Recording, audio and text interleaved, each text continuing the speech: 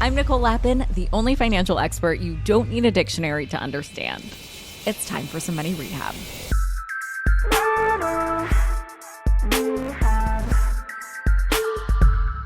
There are so many funds in the financial world. We've talked about index funds, mutual funds, hedge funds, exchange-traded funds, and believe it or not, there's more. Today, we're going to be talking about target date funds. And so I'm bringing on a big fan of the target date fund, financial expert and author Ramit Sethi. Let's have some funds. Sorry, had to. Ramit Sethi, welcome to Money Rehab. Thanks for having me. So you and I have been in this space for, it feels like a bazillion years. I feel like it's only recently become sexier. Maybe we've made it to the promised land.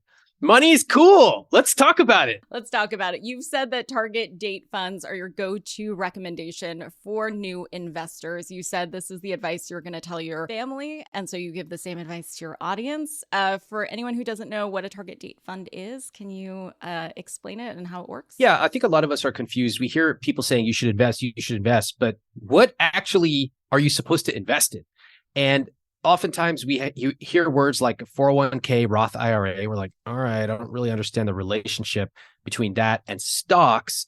And we also think that if we are investors, that means we need to sit in our dark, reclusive room with 10 screens and all these PE ratios flying across the screen. That's actually not how investing works. Okay, that's what they do on TV. It's not cool, and it actually makes you less money. So the real way that individual investors work is they set up a plan, they make it automatic, and then they spend less than 1 hour per month on all of their money. That is exactly what I teach in my I Will Teach You to Be Rich system. So for me, I have investments that have been going on for a long time. I look at them every once in a while. I don't change anything.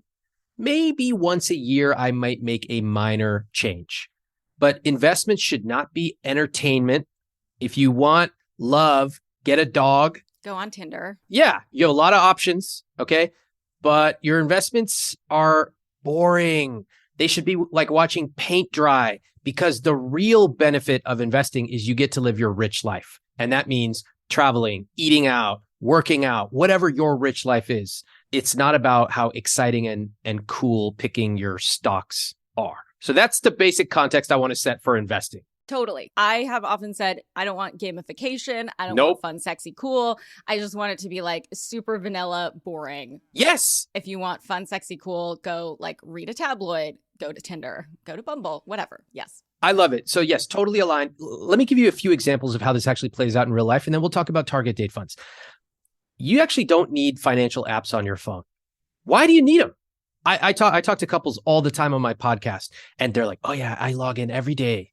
I go, why? Well, I like to be in control. I go, you don't need that kind of control. We're raised in America to think that we need control over everything. But with investments, ironically, the more time you spend on them, the worse results you're going to get. Think about that. It's very counterintuitive. And the more anxiety you get. Yeah. And what happens is people start to shrink and minimize their lives. They go, ooh, I'm going to log into my Wells Fargo account. First of all, why are you on Wells Fargo? It's such a shitty, predatory bank. True. But second, they go, ooh, I'm logging in to check and make sure my account's cleared. I go, a robot can do that, right? You don't need to be spending your time on that. You and potentially your partner should really be talking about elevating yourself to a higher level. What is our rich life? What is our asset allocation? What's our debt payoff date? That's the kind of stuff that makes sense to spend time on. Yeah, for sure. Refreshing is not going to change anything. Set it and forget it. Exactly. All right. So target date funds. Let's talk about this. This is what I recommend for my family members when they ask me, what should I do? A target date fund is my favorite investment because it is one fund, and that's all you need to do is choose that one fund. Let me explain. The way that you choose a target date fund is you simply pick the year that you expect to retire. For most people, that's when you're 65. If you don't know when you're going to retire, just pick 65. You can always change it. It doesn't matter. You pick the fund year that you're going to be 65 in. So it'd be like a Vanguard 2050 fund or 2055. It could be a Fidelity fund or a Schwab fund. Those are all great companies. You pick the fund with the corresponding year that you're going to be 65 or so. And let me tell you what happens to this fund, because I love it. It's automatically diversified. We all hear about diversification. We're not quite sure how to do it. This is automatically diversified. It includes stocks and bonds. It includes international and domestic, large cap, small cap, all of it. And my absolute favorite part of this is that as you get older, it automatically gets more conservative.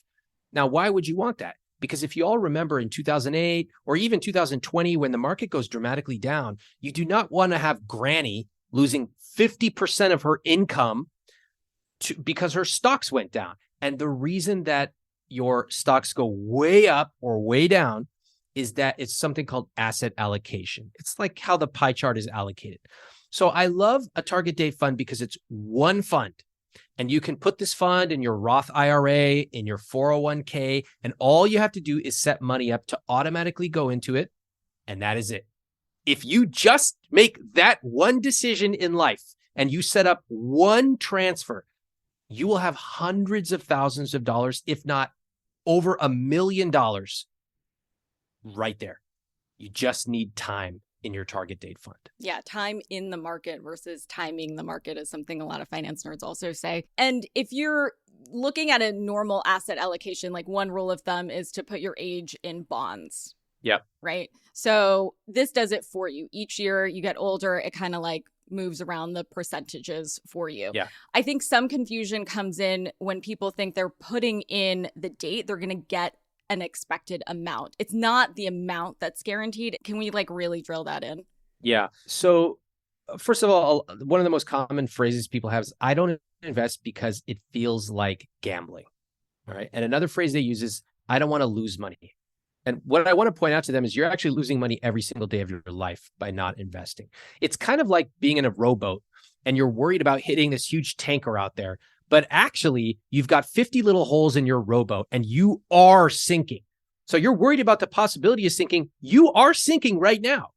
If you are not putting money in investments, you are losing money due to inflation.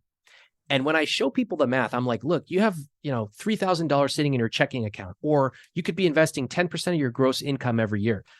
Let me show you how much that adds up to using a simple compound interest calculator. Their mind is absolutely blown. Yeah, it's this very cool thing that is often used against people in the financial system with credit cards, right? Yes. That gets out of control, but you can actually like take control and use that in your favor. And so when you sit down and look at a nerdy compound calculator, you can understand the power of investing. And by the way, I guess we should just footnote and say inflation has been a hot topic and has been a thing recently, but inflation is always somewhat of a thing. Typically, it's growing at 3%. Now we're much higher than that. But you're always going to be losing money if you just put it in a savings account. Exactly. So this is just a simple way to make returns. I use a very similar strategy. I tell my family members the exact same thing.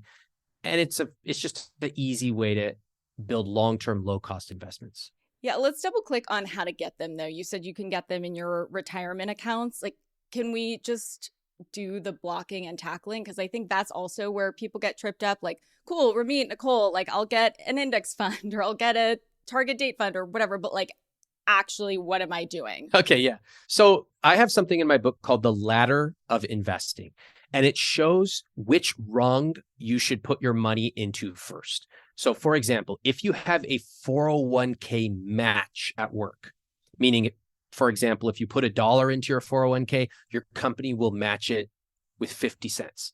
That's the first place to start. That's free money. After that, there are other options like a Roth IRA, et cetera. These are each different accounts, okay? But within those accounts, you've got to pick an investment and put money in it. Now, a lot of people make this mistake, and it's not actually talked about enough. I have readers, they open up a Roth IRA, great job, that has amazing tax advantages, especially if you're young. And they go, I did it, Ramit. I opened up a Roth. I go, cool. What'd you do with your investment inside of it? And they look at me blankly. I have readers who have lost over $25,000 because they just had money sitting in their Roth IRA in cash. They did not go the last step, which is investing it in a fund. All right, that's what you got to do. So target date fund, the way blocking and tackling you would get it is you can go whatever brokerage you have. If you have a 401k at work, you log in. If you have a Roth IRA, which is on your own. It's not through your employer. You log into your Vanguard account or your Schwab account or your Fidelity account, and you log on over there and you look at their list of target date funds. Sometimes they're called life cycle funds. They're usually called target date or target funds. For me, like I like Vanguard, I like Schwab, I like Fidelity, I like them all. You could just Google Vanguard target date funds. You can go there, you find the proper fund based on what year you're going to be 65, and you can buy that fund.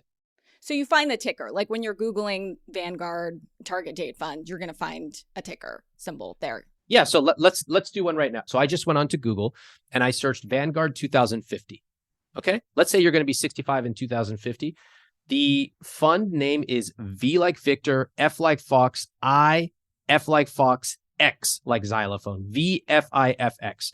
Okay, now I'm not saying go buy that, but this is how I would do it if I were getting a target date fund, which, by the way, I own. I own a target date fund. And that's it. That is how you secure a target date fund. And then you want to set money up to automatically get invested in it every single month, which you can do through the website. So you would find the specific ticker, go on and do this allocation in your retirement account and or your individual brokerage account. Would you say that if you have a certain amount of money already, that you've like graduated from target date funds? Thank you for saying that. People often think that, ooh, like, let me just do the basic stuff, but like, what's the advanced stuff for me? Like, that's where all the rich people do. I'm rich. I'm going to tell you, there is no secret investing strategy that rich people use that gets you better returns. Okay. I can tell you because I know about angel investing, PE, hedge funds, VC, all of it. All the acronyms, every single one. Yeah. Sorry. I should have been clear. Hedge funds, venture capital, private equity, all this fancy stuff that people go, rich people, that's how they make secret returns. I go, do you guys actually know that if you look at the research, the vast, vast majority of all of those fail to beat a simple target date fund or index fund? Yeah, it's so hard to beat the market. People's minds are blown. And I posted this on Twitter. I did this long thread about how people really believe that rich people have these secret investments that make like 25% returns. And actually they don't, guys. And you know the reaction of people? They were pissed.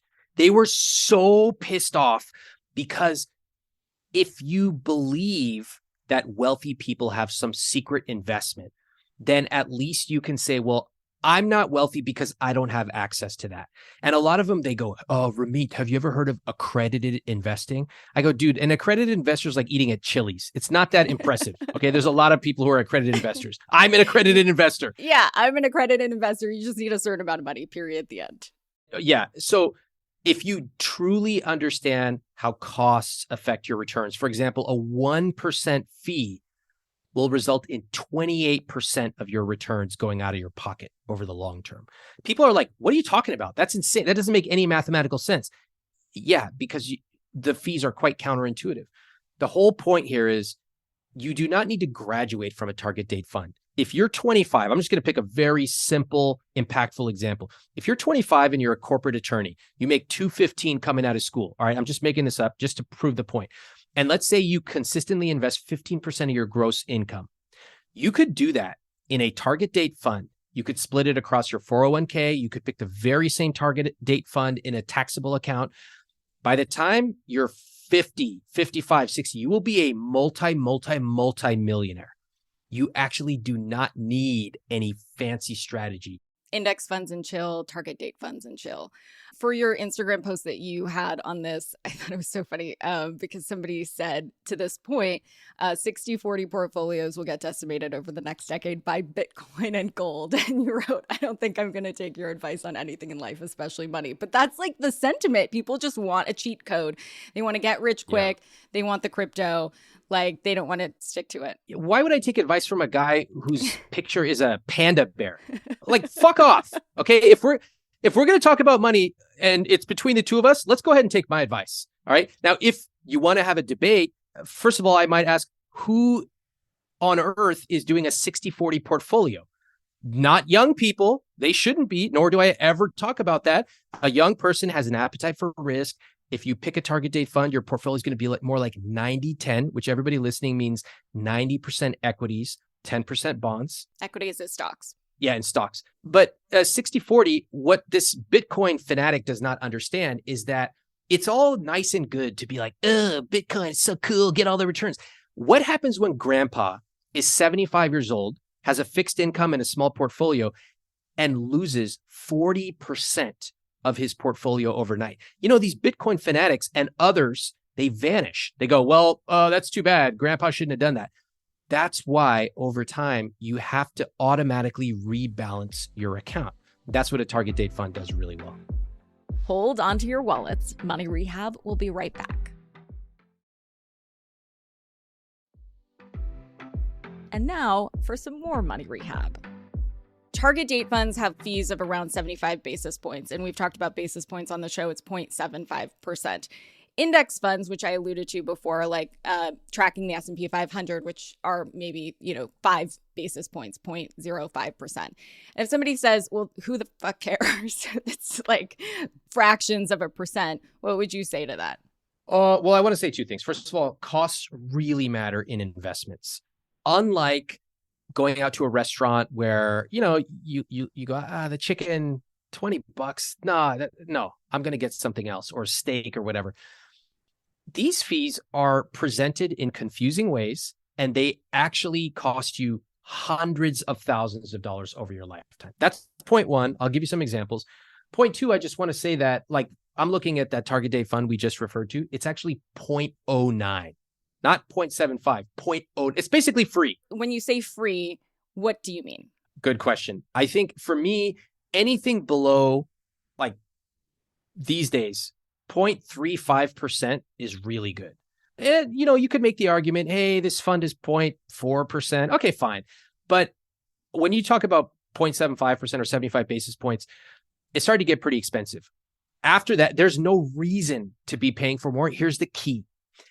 When you go to a restaurant and you pay more, you typically get better food, better service. When you buy a car and you pay more, you get a better interior or technology. You do not get the same thing with investments. Paying more gets you nothing better. It's actually just pain. Now, people are going to go, they don't believe it. They actually don't believe it, because in our life, if I go to buy a sweater and I'm paying more, I'm getting better cashmere or whatever. That is not the case in investments. And if we take an example, a 1% difference over the course of your life, like 0.1% versus 1.1%, the difference is you're paying over 25% of your returns to fees. That's fucking crazy. It is fucking crazy because it compounds. It compounds. And people sit here and they agonize. Ooh, should I get this latte? Ooh, should I get the extra? Clip this coupon. Yeah. And I'm whatever. like, you're literally bleeding. You have a gaping wound in your arm. It is gushing blood. And you're sitting over here worried about this paper cut. Yeah. Couldn't agree more. I'm getting mad right now. I'm getting mad too. Like, I'm getting a little worked up. Should we take a breather? No, I love it. Let's keep going.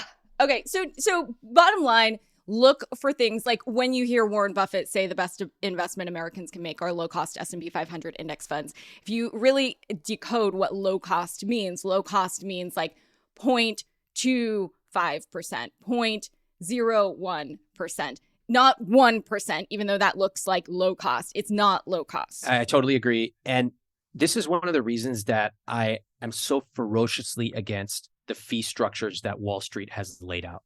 Both Wall Street and its financial advisors.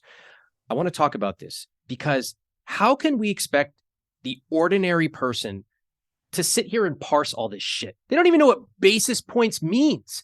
Expense ratios, what is that? It's unfair to expect my mom, who was a teacher for a long time, to sit here and understand all the complexity of compounding expenses. It's ridiculous. So we have to create mental shortcuts for people. Okay, that's the way it works. And I think you're doing an awesome job of saying, hey, like ballpark, less than 0.25%. That's probably pretty good. I think that's great. I think that there are low cost companies now that are absolutely competing on price, which is what you want. Vanguard has always known it. Schwab, Fidelity, you can look at the funds and you should look at their prices. You want to make sure that you're not getting tricked by back end fees, loads, all kinds of stuff that, again, it's very complex to look through. That's why if you just use some of these good companies that are focused on low fees, you're probably going to do pretty well. Yeah, it's all of those sneaky jargony words. Like I grew up in an immigrant family. I didn't speak any of this Wall Street stuff, but I realized it's a language just like anything else. And like a load sounds innocuous, but a load is just like another word for fees. But you don't know it until you know it. No, like the worst thing for me, I'll speak to these couples on the podcast, and they're literally agonizing over how much one of them spends at Target. Okay, what does he or she spend, $50 a week at Target? And I'm sitting here looking at all their numbers because we talk real numbers, how much they make, how much they spend, everything. You get in their sheets, their balance sheets, everything, and they've got, let's say, $250,000 portfolio, let's just say, or $1 million in some cases, and they're paying 1.15% to a financial advisor. And I'll ask them, how much are you paying your advisor? They go, oh, I don't know. He's a really nice guy. Chet takes us to the baseball game once a year. I go, let me guess. Did you meet Chet? Because Chet helped your parents. Oh yeah, he's been helping our family for the last 2 generations. He's so nice. I go, Chet's fucking ripping you off. Chet bought his BMW because of your ass. Or you're paying for those tickets. Of course you're paying. It's not free. Yeah. So I had a young woman who people hear me talk about this stuff. And let me be clear. I do not mind paying for value. I love spending money on nice clothes. I love spending money on travel. I have my own money dials. On your wife. On my wife. But I am allergic to spending money on a percentage basis for a financial advisor. If you need to see a financial advisor because you have a complex portfolio, you're about to retire, whatever, fine. Pay a healthy hourly fee. $500 an hour. Go ahead, pay it. Pay a per project fee. Pay $5,000 even. Fine. But percentage of my net worth? No, thank you. I would never pay someone who's mowing my lawn a percentage of my assets. It makes no sense. So why does it make sense to pay 1%? And so anyway, there's this woman on Instagram. She writes me. She goes, Ramit, I get the feeling I'm being ripped off, but I can't figure out how. I go, okay, send me all your info. She's like early 30s. She makes $80K a year. And I look at her numbers. I go, cool. Over the course of your lifetime, how much do you think you will pay in fees to this advisor? She goes, I have no idea. I go, just guess. She goes, 50 grand. I said, okay. You want to know the real number? She goes, yeah. I said, $315,000. She had spent the last 10 years of her early career worrying about lattes, trying to be so responsible. And what she didn't realize is she's actually losing the only game that matters. She's being bled dry, and she had no idea because it is engineered through AUM, or the percentage-based fee, for the average person to not know. So you don't need to pay these AUM fees. is assets under management. Yeah. Do you have a financial advisor? No. Or do you have a wealth manager? No, I wrote a fucking book on this. I know what I'm doing. I'm just to be, me either, but just to be clear. But I will say, I'm just saying, you put your money literally where your mouth is. Yeah. Yeah. I mean, shrinks have shrinks, right? Trainers have trainers. And I kind of think of it like a personal training situation where if you go and you're working out and then you have one session with a personal trainer, you get the moves, like they tweak whatever ab thing you're doing, or if you're trying to, work out for a specific goal, they can tweak it, and then you can take that plan and then do it on your own. Yes, I have low cost index funds split. I have a 401k. This is exactly how I make my money. But I will say one thing. I do not have anything against, if you occasionally need to get help, feel free. I did hire an advisor for a very specific project. I found an advisor and I said, hey, everybody needs help. I want you to look at my asset allocation, or the way that I have split my assets up. And I just want a second set of eyes. Am I missing anything? Give me just a second. So he charged me an hourly fee. I was happy to pay it full rate. And he came back with a report. He said, oh, it's pretty good. A couple things you may want to think about. Basically, what about your international allocation? I said, wow, great, done.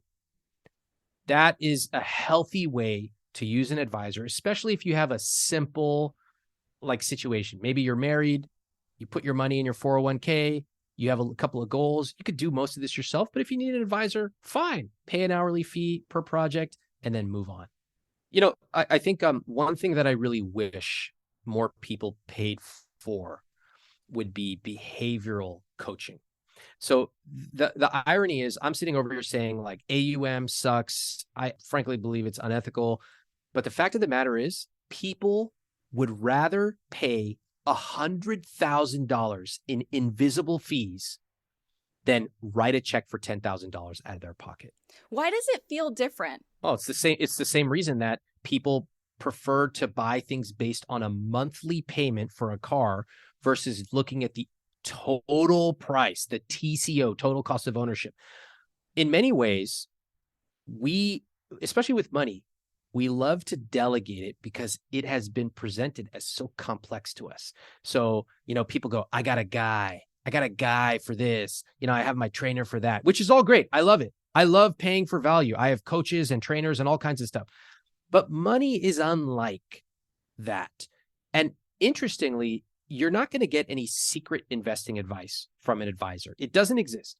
What you will get from having help, whether it's listening to this podcast or joining one of my programs or whatever, you will get regular interaction with a healthy environment around money. Like, nobody's listening to this podcast and hearing you go, put all your money in Bitcoin. It's the only thing that's going to make sense, right? They're choosing to surround themselves with your advice, which is fantastic.